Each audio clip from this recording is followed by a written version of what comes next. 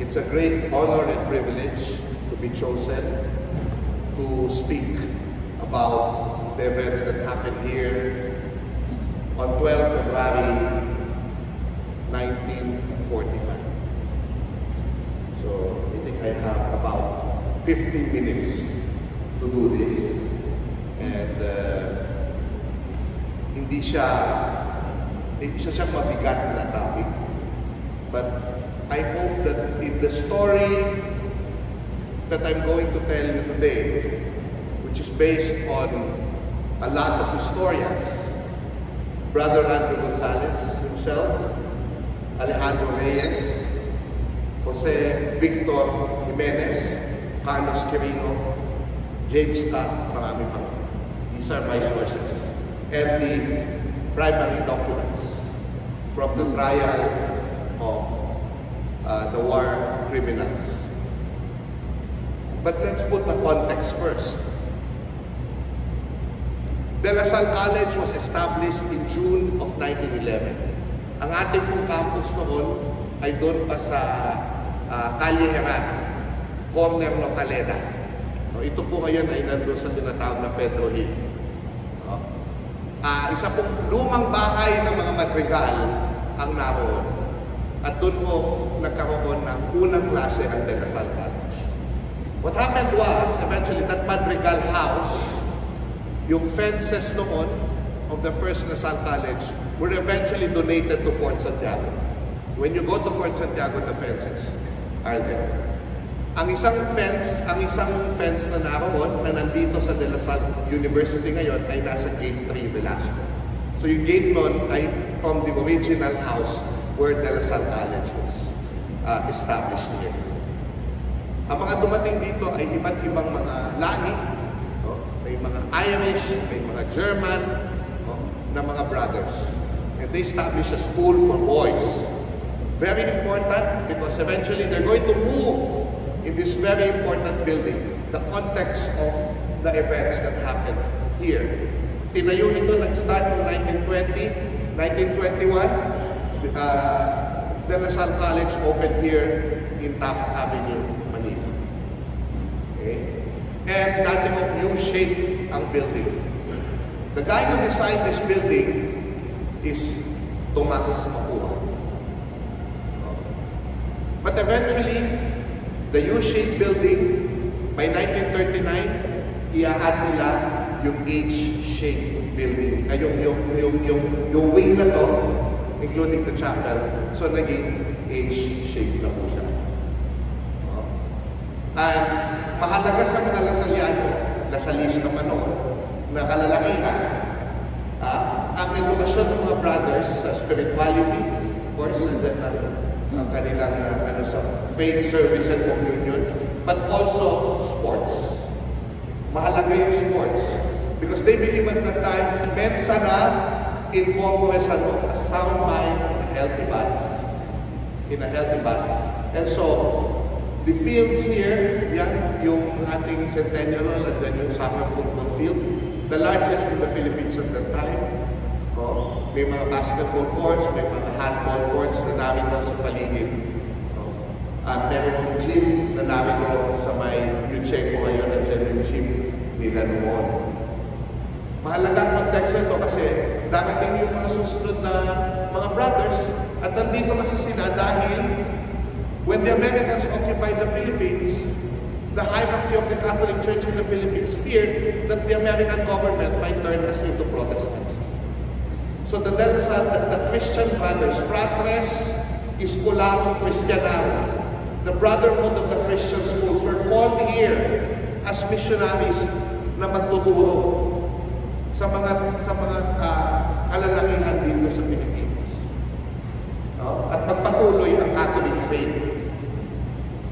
At isa sa mga sumunod na dumating after the first brothers, sa mga tours ko sa De La Salle University, sa mata niya ko tinitignan yung mga nangyari ng February 12. At ito si Brother Flavius Leo, na isang Irishman. Tumugo siya dito, siya yung in charge noon sa mga brothers ko sa mess hall. At may dormitorio pa noon, yung third floor po noon, may dormitorio pa.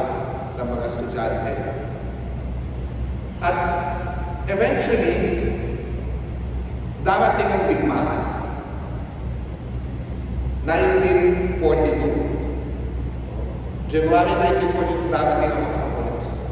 At dahil napakaganda ng arkitektura ng gusaling ito, ang ginawa nila ay hinati nila sa dalawa. Kinuha nila ang gusali natin. Hinati nila sa dalawa. So naging malaking partners ng Japanese yung kabilang side at nanatili ang mga brothers dito. All the American brothers were taken to the internment camp in Los Baños. So ang mga natira dito ay mga European brothers, especially the German brothers. So yun ang nangyari dyan. The school opened, yung Lasal College nag-open siya, pero hindi po dito, nung digmaan. Nag-open po siya doon sa St. Scholastica's College. So nangyari po doon dahil School for Girls sa St. Scholastica's College, biglang ang mga boys ng Lasal College ay naroon, tuwang-tuwa po yung ating mga estudyante. Tuwang-tuwa sila. At ang nangyari pa ay yung Ateneo po ay sinamado ng digmaan, kaya yung mga atenista po ay nagsipag-aral sa Lasal. Kaya nagkaroon tuloy ng biglang rivalry, no? Among the Lasalians and Ateneans in St. Jude. Habang ang mga brothers na namin doon nagpatuloy sa kanilang mission. And then what happened was, on February 1945, dahil ang gusali ito ay napakagandang arkitektura na ginawa ni Tomas Mapua at talagang matibay. The residents here ay around the area ay tumubo po dito para sila po ay magkaroon ng maligtas dahil paparating na ang mga Amerikano. The Americans are coming and the Japanese Navy, the Japanese Army were leaving. But the Japanese Navy, they were already going to defend the city for the Japanese. At ang utos sa kanila, kill all civilians na makita nila. No? Even Filipinos. So that is what happened. And so, ano ang nangyari? Dito po sa gusaling ito, nagkaroon po ng 68 residents at 18 ang mga brothers na narito. Ang ilan sa mga ito, yung mga Vasquez Bata family, Carlos family, Ojuanco family, Aquino family, mga pag-anak ko Ojuanco Aquino ngayon, and the Uinchunico family, at yung mga brothers, at yung mga ilang mga kasama. Noong Febrero na nga, sinabihan sila ng Archbishop of Manila na si Michael Duerte. Umalis na kayo sa usaling ng mga brothers. Pwede naman kayo tumumo sa inyong retreat house sa Baguio. Pero sabi ng mga brothers, the director was Brother Edward Xavier. Sabi niya kaya, hindi kami alis dito. The war will end because the Americans are coming. And we want to have a smooth opening of the classes. Pag natapos ang tingnan. And there are people here that we are ministering and we are trying to protect. So hindi po umalis ang mga brothers. They were given a chance to leave. They did. So what happened? By about February 6 of 1945, one of the Japanese commanders came here. At doon ay tinanong niya si Brother Edward Xavier, si Brother Xavier. Ang sabi niya, ilan ang mga tao dito? Tinanong niya. At the top of his mind, hindi niya siguro namang eksakto. Hindi naman niya nabilang. Ang sabi niya, 105. Naggalit yung mga pulis. Pinabilang niya yung mga tao, nag-head count sila, and then apparently there were only 68 residents. Bigla, ang nangyari po ay sinabi ng mga pulis na itong mga brothers, nagtatako kayo ng mga snipers dito. Kaya sinasabi niyo 101, pero 68 na kayo. Saan yung tinakoy nila? May mga tinatago pa kayo, ano? Wala namang itinatago. Pinagsususpetsahan pa ang mga brothers na tumutulong sa guerrilla. Well, tandaan yung mga European ito. Pero sila ay nagbibigay ng tulong daw sa mga guerrilla. At may instance na may nagpapatunay nito na conduit nila. At mababasa ito sa akda ni Carlos Quirino na tumutulong nga kay Yay Padrillo ng King's Guerrillas na nagkakapagbigay ng tulong ang mga Christian brothers. So lahat ng pagsususpensya na ito ay nagdulot para arestuhin si Brother Edward Xavier at isang nagngangalang Judge Carlos. Isang civilian, isang brother. At dinala sila, hindi malaman, hindi na rin sila natuntun, pero meron mga usap-usapan na yung mga umakyat tungkol sa likuran ng chapel na nakita nila, may bintana yan, na nakita nila na parang meron daw dalawang nakasabing ng tao sa isang puno doon sa Rizal Stadium. Ang suspense nila, baka yun lang si Brother Edward at si Judge Carlos. At hindi nila masigurado.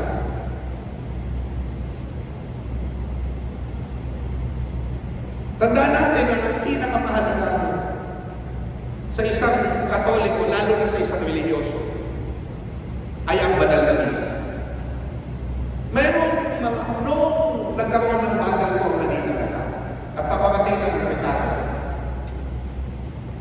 Yung mga redemptorist space dito sa Baclaran ay dito po sa Delasal ng Kanlo. At isa sa mga redemptorist space na yun ay si Father Charles Crosby. February 11, 1945, mula sa nilagyan ng hostia na yun, noong mangungumunyon na sa misa ang mga narito sa loob ng chapel na ito, tandaan niyo mabuti kung paano niyo nakikita ang chapel na ito, ganito pa rin ang itsura niya. Wala na lang communion ring. Tinanggal na. Pero halos ganito pa rin. Isipin niyo madilim, nakakaroon ng putukan, at nagbibisa pa rin ng mga brothers at ang mga narito. At nakita lang pare na si Father Charles Crosby, iisa na lamang ang hostia. Ang katawan ni Cristo pinakamahalaga sa isang Katoliko. At pinili ni Father Crosby kung sino ang siyang tatanggap ng hostia nito. At ang pinili niya ay ang Irishman na si Brother Flavius Leo. Dahil siya daw pinaka-religyoso sa kanilang lahat. Pinaka-pious, pinaka-banal sa kanilang lahat. Lapit na pong matapos dahil Pebrero 12 na ng 1945. Matapos ang lunchtime, pakikita natin ang ating picture. Doon sa area, kung nasaan yung hagdanan dito, yan, nasa yan. Kumakain po ang mga pamilya ng mga narito. Kasama si Brother Edward Xavier, si Brother Flavius Leo at si Father Charles Crosby. Nariyan sila. At dumating mga Hapones at sumabay pa sa pagkain nila. And while they were eating, course, they were telling stories at each other, and eventually, umalis din yung mga Japanese. But after a few minutes, or a few moments, what happened was, bigla na nang nakarinig ang mga tao na narito, nagsigawan, na lumulusog ng mga Hapones. And they entered the gates. And Father Crossway was there, and Brother Flavius Leo, told Brother Egbert, Father, absolve me, we're all going to die. At hindi pa tapos ang pagdadasal ni Father Crossway ay inundayan na ng saksak si Brother Leo. He was the first one to die in that carnage. Pumasok doon sa pintuan ng selang. Sa selang na yun, mayroong pumilalim yun. May mga nakapasok po doon. Pero may hindi lahat nakapasok. Dito lang sila sa ibabaw. Nahuli po sila. Yung iba lang takuan pupunta dito sa chapel. Tuloy-tuloy ang pagpatay ng mga Hapones. Si Helen Vasquez pa doon sa bandang hagdanan ay naroon. Pinapakain niya ang kanyang anak na si Fernando. At si Enrique naman ay naroon si Sia. Enrique Vasquez pa. Ang nangyari ko ay bigla na lamang po. Nag-play din si Fernando. Dahil yung buto sa kanya. At si Helen Vasquez pa ay sinaksak at dahil minubuhan niya yung mga Japanese, inundi-undi po na pinputulin ng kanya mga bahagi. 3 days pa ako mabubuhay sa Pang Helen Vasquez pa. Pag nakita niyo po yung nakapunta ng mga Amerikano doon sa kung saan po na nakatayo tayo dahil that is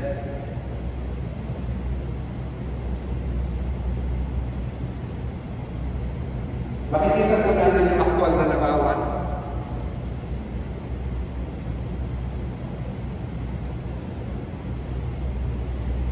Siguro ang importante rin makita natin dahil malapit na po ang oras that most of the killings happen here. Dito sa lugar na ito, bahagi ito. And you will see na yung mga brothers ko at saka yung mga tao ay talagang minamak pa ng mga Japanese while they were being killed. Tapos yung mga survivors ko, meron po, they played dead and tumutulong na ko sa kanila yung dugo. At natitikman na ko nila yung dugo. Nag-iiwan pa yung Japanese ng tubig. Dahil yung pala pag-alis po nila, kinagabihan, bumalik ang mga Japanese. Kung sino yung nakainom, alam nila, papatayin nila.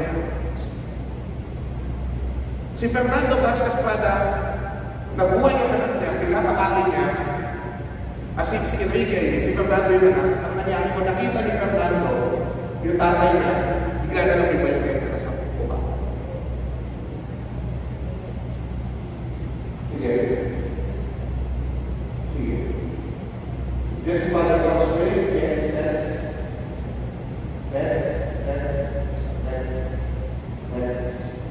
Yan po yung nasa ibaba na nakawan. Sa ibaba po. Next. Kung saan tayo celebrate ko sa tayo natin, dito po nangyari. Next. Ang patutong mangyayari. Next. Na kahit matagal sa panahon, hindi nawawala ang dugo. Sabi ng mga alumni, sa sobrang bloody. And so, to end, Father Crossgrave rises up, buhay pala siya, and he gives final absolution to the dying brothers.